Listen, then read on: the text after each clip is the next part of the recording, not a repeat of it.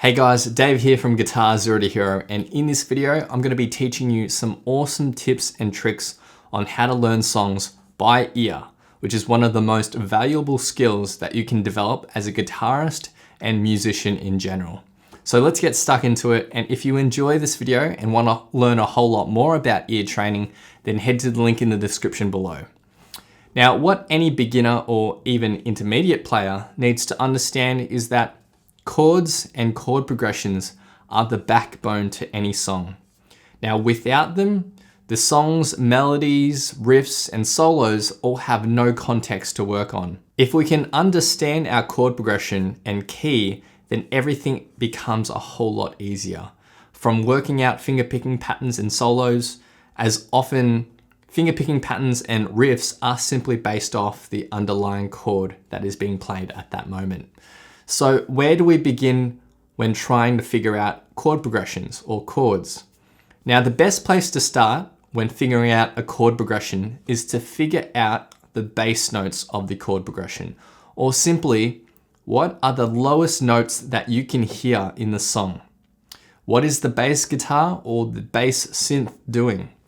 Now, typically a chord progression is anywhere from 2 to 4 chords being repeated over and over. Obviously, there's more complicated progressions out there, but a lot of modern day pop will generally stick to 2 to 4 chords. So we simply need to listen to the song and identify those bass notes until we see that they just start to loop over and over again for that particular section. So a chord progression loop for the verse, a chord progression loop for the chorus, etc., etc. So it's at this point where we'll need to use our ear and our guitar to play a game of higher or lower in order to find our note. So let me use a super simple single note example, and then I'll use a real world song example later after that. So here's a bass note.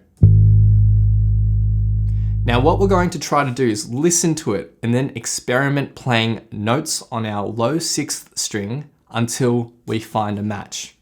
Now there's only 12 musical notes available to us in the musical alphabet. So from the open E to this 11th fret, we have E, F, F sharp, G, G sharp, A sharp, B, C, C sharp, D, and D sharp.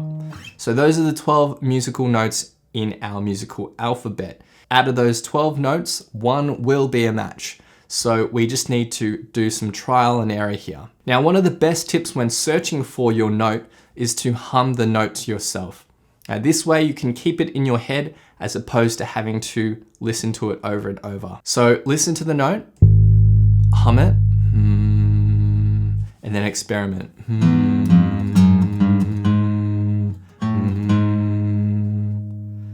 So I'm pretty confident that we've got a G sharp here or an A flat. The more that you practice, the better you'll get at it. And once you've found a match, then great. You can write that note down and continue on with your next note. So now let's find a chord progression in a real world song example. Now this is a song from one of my old bands. If you want to listen to it, there's a link in the description below. So we're just going to basically figure out all the bass notes until we have something that just loops again and again. So let's listen to the song. So listen to that first note. I'll play it one more time. Listen to it, hum it, and then experiment. It's one of these 12 notes.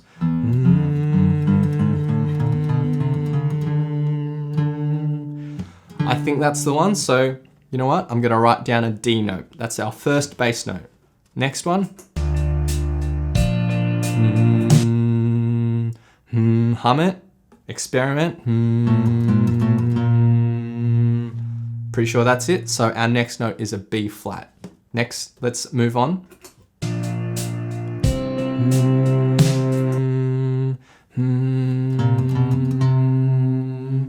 That's our third note, which is a C. So I'm gonna write down C as our third bass note.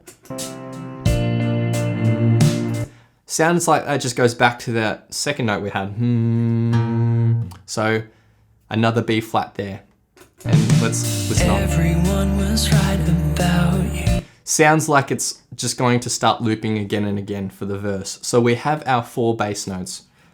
D, B flat, C, and back to B flat. Now, to further verify these notes, what we can do is play the power chords of these bass notes.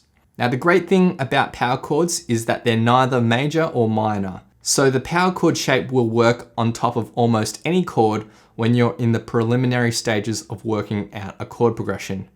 Now, it's great to use so you can listen for yourself and see if you're in the right ballpark. So to play a power chord, you locate the root note with your index finger, so that's the D, and then your ring and pinky will be playing up 2 frets on the next 2 strings. So that's our power chord shape, and we can apply that anywhere up and down the fretboard on the 6th and 5th strings. So let's use the power chords on top of our song just to verify that the notes that we've figured out so far are correct.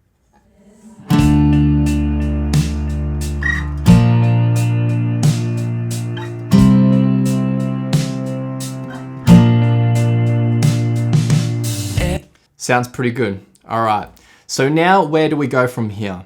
How do we know whether our chords are major or minor? Now, in general, a major chord will sound happy and a minor chord will sound sad. So that's one clue, but to really have a better understanding on what will be correct, it's important to know what key we're in. Now, the key of a song is the group of notes that forms the basis of our musical composition. They're the notes that we're allowed to use. So think of it as the ingredients that we're allowed to use in our recipe, or our song in this case. So what we can do is actually refer to this awesome chart called the Nashville number system. Now, if you want to grab a free PDF copy of this, then head down to the link in the description below. What it essentially tells us is the 7 diatonic chords that are possible in every single key. So that helps us to know whether we should be playing major or minor chords. So what we can do is use our bass notes as clues to try to figure out what key we're in. So which of these keys has those notes? The D, the B flat, and the C. There's a couple of options here. So you will, again, have to use some trial and error, but for this particular example, we're in D minor / F major. So that will mean that our chords will be D minor, B flat major, C major, and back to B flat major. So now let's try those full chords on top of this song and see how it sounds.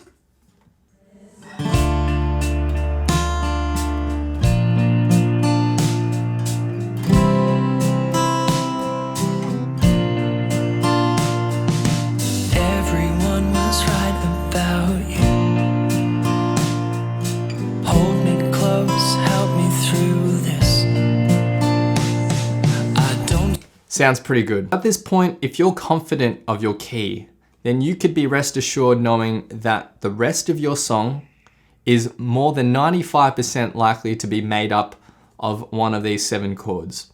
Now, I will note though that the 7 chord, the diminished chord, is very rare. And usually if you hear a bass note that correlates to that 7th degree, it's usually a 5 chord with the 7th degree bass note. So for this key example, you'd be much more likely to bump into a C/E with that low E bass note than an E diminished chord like this. So let's say, for example, that you had bass notes that sounded like this. They were descending. You had an F, and then you had an E, and then a D. Instead of playing F, E diminished, and then D minor, it would actually more likely be F, C/E, and then D minor. Just be sure to note that. So from here, it's more or less a rinse and repeat process to find the rest of your chord progressions. So we've found the verse, now we need to find the chorus, find the bridge, and then you basically figured out all the chords and chord progressions to your song. Then once you've figured out all the chord progressions, you can then look at figuring out all the lead lines, like the solos and the lead riffs. You now know your key, so you know the 7 notes that are within your scale. Now, one little exercise that's really good for your ear training is to actually use that hum method to try to figure out vocal melodies in songs. So let's listen to the vocal melody in this particular track. Everyone was right about you. So listen to a song you like, listen to the vocal melody, and try to figure it out on guitar. Everyone was... So let's stick with that first note. Next note. Everyone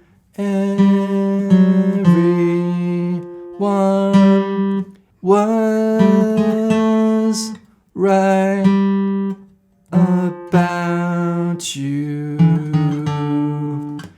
Everyone was right about you. So you've just figured out the vocal melody on the guitar. And that's a really good exercise, and it's a lot of fun as well because you can then play that vocal melody along with the song. So let's give that a shot. Everyone was right about you. So that's a really great and fun little exercise. So pick a really simple song that's just new, something that you like, and try to figure out the vocal melody using that hum method. Now, this is a somewhat brief overview of my own method for learning songs by ear, but I'm really pumped to announce that I've just released my newest course called Learn Songs by Ear, which is a full step-by-step course that guides you through my exact method for learning songs by ear. In the course, broken up into 7 modules, I teach you all the great and useful theory, tips and tricks that will help you become an independent musician. And hopefully you'll never have to watch my YouTube videos again, as you'll be figuring out songs by yourself. If you want to find out more, then head to the link in the description below. Anyway, I hope this video has helped you on your path towards learning songs by ear, which is a really, really important skill for any guitarist or musician. Thanks so much, guys. If you've enjoyed this video, hit that like button, hit subscribe for more in the future, and I'll see you guys next time on Guitar Zero to Hero. Cheers.